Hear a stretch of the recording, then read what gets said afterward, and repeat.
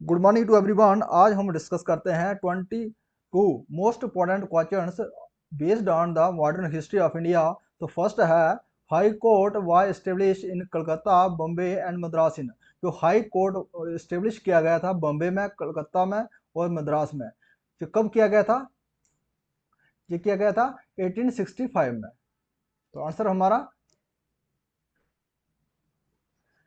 1865 में एस्टेब्लिश किया गया था। और according to the Indian High Court Act, Indian High Court Act, Indian High Court Act 1861 के थ्रू ये स्टेब्लिश किया गया था। और किसके द्वारा? क्यून क्यून विक्टोरिया के द्वारा स्टेब्लिश किया गया था ये high court. When did the British make English the medium of education in India? कब जो इंग्लिश एजुकेशन है इसको जो मीडियम बनाया था इन्होंने स्टेब्लिश यहाँ भारत में, तो कब किया था? 18 1835 में ये इंग्लिश मीडियम जो है स्टार्ट किया था अंग्रेजों ने भारत में। ड्यूरिंग दो वर्कशिप viceroyship did the high court came into existence at three presidents city of Calcutta, Madras and Bombay. किस उस समय जब कोर्ट हाई कोर्ट को एस्टेब्लिश किया गया था कलकत्ता, मद्रास और बॉम्बे में, तो वाइस राय ऑफ इंडिया कौन थे? तो कौन थे? Lord John Lawrence. जो जॉन लॉरेंस थे उस समय वाइस राय ऑफ इंडिया थे। 1865 1865 में तब ये एस्टेब्लिश किया गया था high court.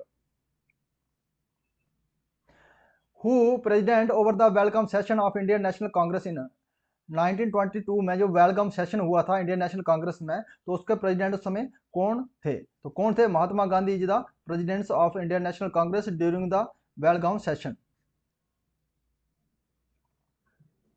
Who gave the concept of sampoorna kranti? जो संपूर्ण क्रांति का कंसेप्ट किसके द्वारा दिया गया था? वो कौन पर्सन थे? जयप्रकाश नारायण के द्वारा संपूर्ण क्रांति का जो कंसेप्ट है ये दिया गया था।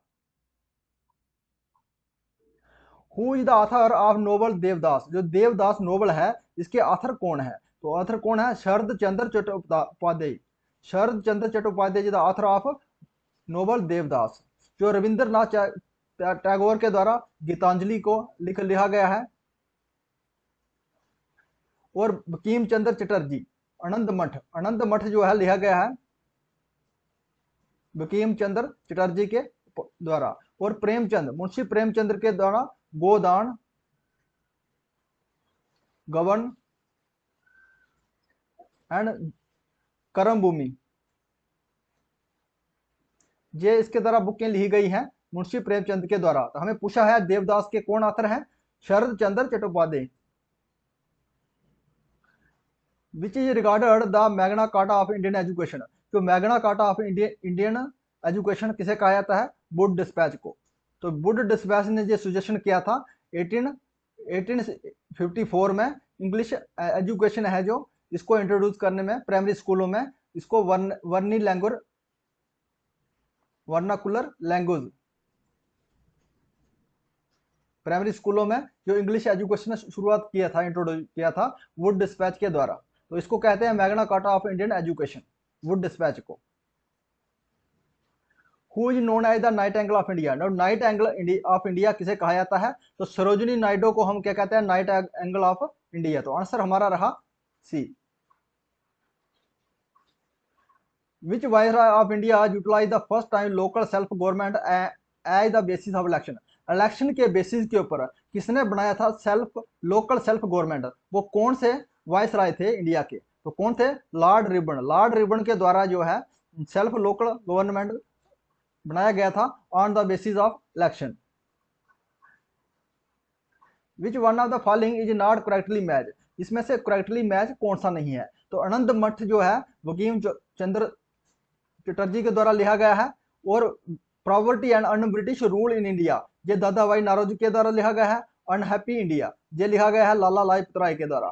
तो इंडिया विंस फ्रीडम ये हमारा आंसर रहा। जो इंडिया विंस फ्रीडम है ये मौलाना आजाद के द्वारा लिखा गई बुक है, मौलाना आजाद। और एक बुक है इंडियन अनरेस्ट। ये किसके द्वारा लिखा गया है?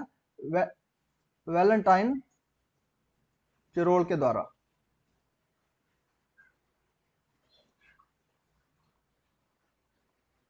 The constitution of India was adopted by the constitution assembly on.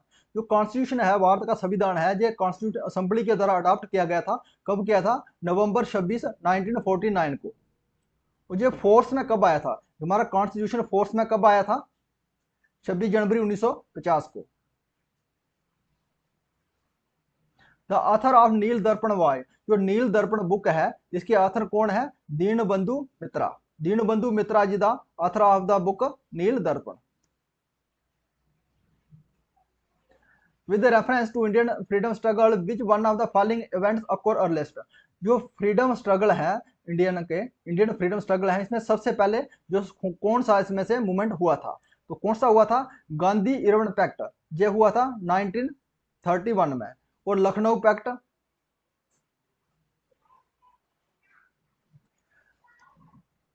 1916 में। और क्रिप्स मिशन कब हुआ था? 1942 में। और अगस्त ऑफर कब हुआ था? 1940 में। इसमें हमें अर्लिस्ट पूछा है, तो लखनऊ पैक्ट सबसे पहले हुआ था। Answer is B.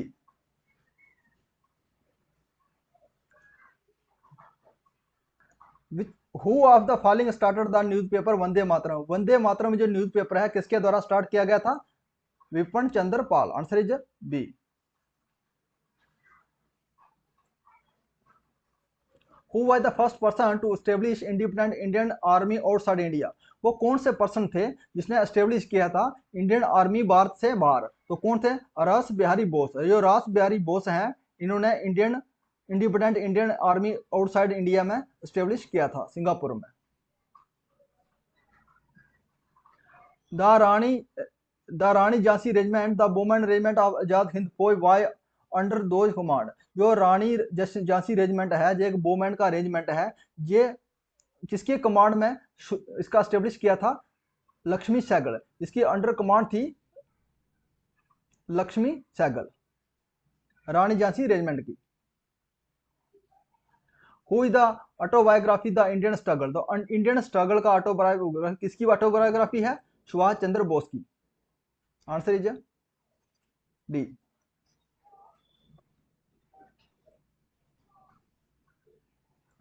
Who said every blow on my body will be a nail in the coffin of the British Empire?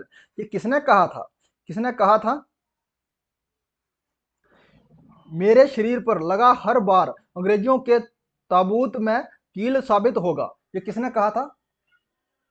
ये कहा था लाला लाजपत राय ने।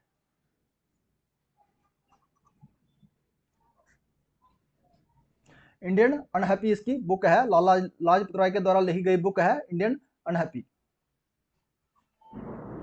Who of the following took the burning of the foreign cloth during the non-cooperation movement as insensitive wastage? जो अबेतु wastage, ये insensitive wastage मान के जो non cooperation movement में कौन से ऐसे पर्सन थे जिन्होंने फॉरेनर जो गुड्स थी, क्लॉथ्स कपड़े थे, उनको सभी को जला दिया था? वो कौन इनसेंसिटिव वेस्ट मान के? तो कौन थे? मोहम्मद अली। मोहम्मद अली ने जो इनसेंसिटिव वेस्ट था, इसको मान के जला दिया था फॉरेनर क्लॉथ्स को। Name of the periodical among the following published by Mahatma Gandhi during his stay in South Africa. जो महात्मा गांधी ने ये पब्लिश किया था जब साउथ अफ्रीका में थे, तो कौन सा उसने न्यूज़पेपर पब्लिश किया था? Indian opinion. Answer is D. Teacher day celebrated on the birthday of. जो टीचर डे है, इसको सेलिब्रेट किया था किसके जन्मदिन के ऊपर? एस राधा कृष्ण के ऊपर, इसके बर्थडे के ऊपर टीचर डे को सेलिब्रेट किया जाता है। The national calendar which is based on the Shaka era was introduced in the year. जो नेशनल कैलेंडर है शक इरा, इसको इंट्रोड्यूस किया गया कौन से सन में किया था? 1957 में। तो answer is a. If you like this video please subscribe my channel. Thanks for watching.